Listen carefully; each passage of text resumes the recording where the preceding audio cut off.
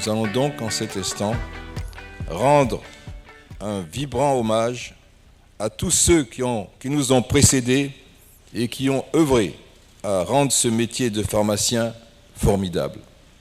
Je vous remercie. Ce n'est pas le fait là. Il va faire que je pense que si la Côte d'Ivoire ne change pas d'approche, il va se trouver que dans quelques années, on va avoir quelques problèmes. En vue de l'accompagnement des PME ivoiriennes, le gouvernement, lors du Conseil des ministres du 13 avril 2022, a pris 2 décrets. Un décret portant création de garanties de crédit aux petites et moyennes entreprises et un deuxième portant création, attribution, organisation et fonctionnement du guichet unique de développement des entreprises de Côte d'Ivoire. C'est pas juste un luxe que de dire qu'on veut faire une industrie pharmaceutique locale. C'est presque une nécessité. C'est une nécessité sur le plan macroéconomique, c'est une nécessité même pour la survie des différentes chaînes de valeur de votre industrie. 90% des obligations qui sont émises sont des obligations souveraines, c'est-à-dire qu'elles sont émises par les États. Et c'est extrêmement rare que les États soient en défaut de paiement.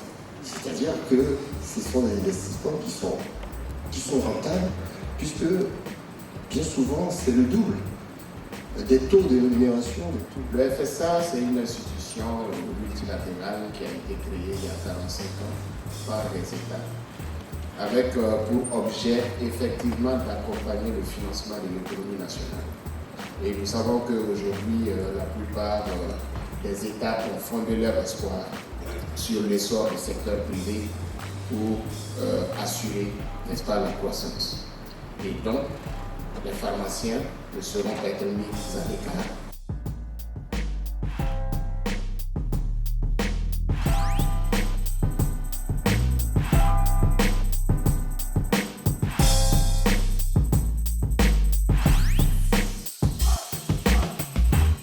Nous appelons la DAP. Docteur Rachel Descamps, que je demande d'ovationner.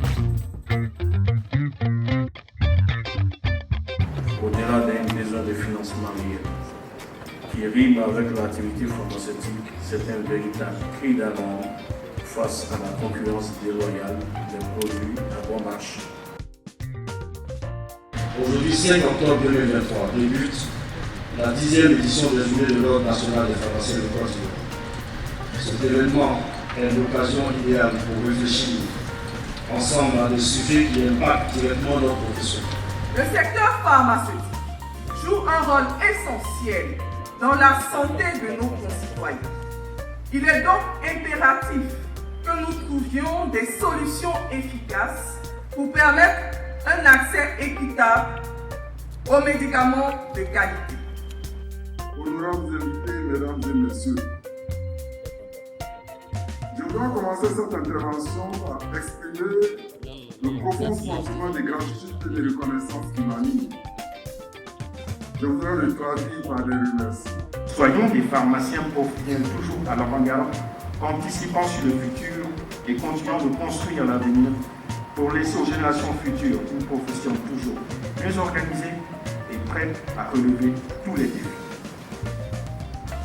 Mesdames et messieurs, chers acteurs, il est l'heure d'agir pour le développement et le financement de l'ensemble des activités pharmaceutiques dans toutes ses composantes, avec la contribution de toutes et de tous. Vive les journées de l'Ordre national des pharmaciens de Côte d'Ivoire 2023 et vive un secteur pharmaceutique mature et industrialisé. Pierre Demba.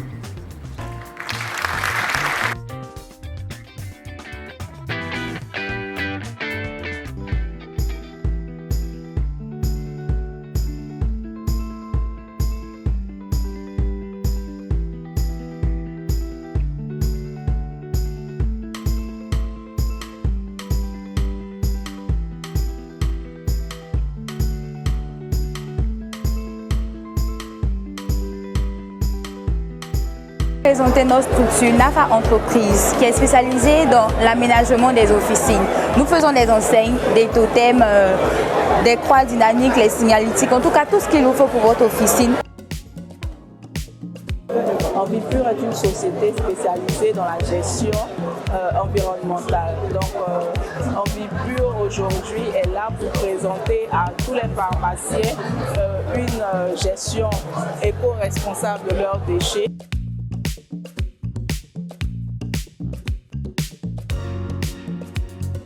Pharmaconsult, nous sommes au Jompsy 2023. Pharmaconsult, c'est le magazine des pharmaciens. Vous le connaissez déjà. Nous faisons l'actualité de tout ce qui est pharmaceutique. Je vous accueille ici au stand de la nouvelle pharmacie de la santé publique de Côte d'Ivoire, qui est la centrale d'achat de médicaments de Côte d'Ivoire. Nous avons en charge d'assurer la disponibilité et l'accessibilité des médicaments dans les structures sanitaires publiques et parapubliques. Les produits caractéristiques dessus, c'est l'innovation, parce qu'aujourd'hui, au niveau des normes européennes, tout ce qui est produit décapant a été retiré du circuit. Donc nous venons avec l'innovation, avec comme notre principe actif la réglisse, qui est une plante que nous avons étudiée sur la fac. Voilà, cette plante botanique a des propriétés qui sont mélanorégulateurs.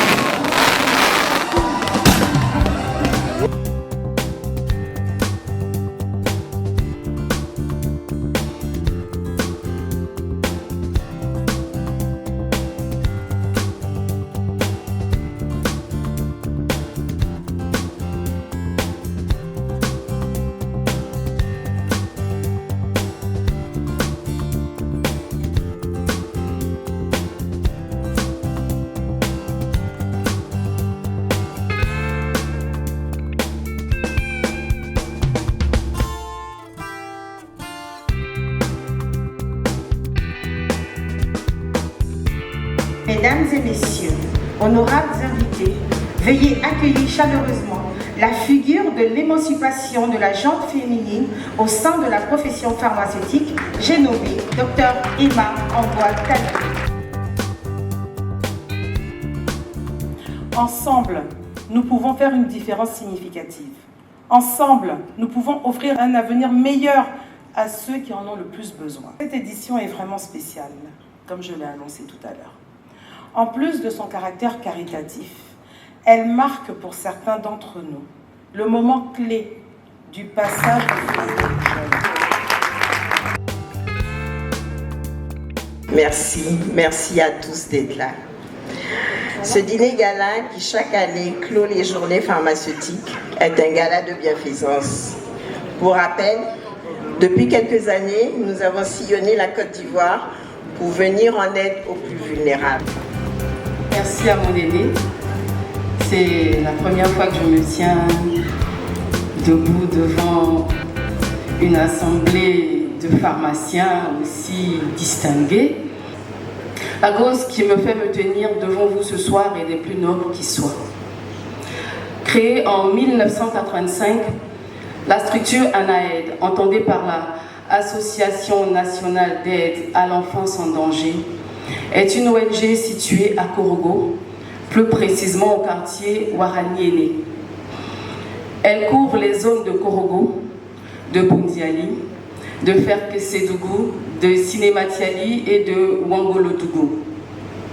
Cette structure a pour but de combattre, de circonscrire et de prévenir le phénomène des enfants en danger. Elle les assiste, elle contribue à leur alphabétisation, à leur formation socio-professionnelle et à leur réinsertion scolaire et sociale.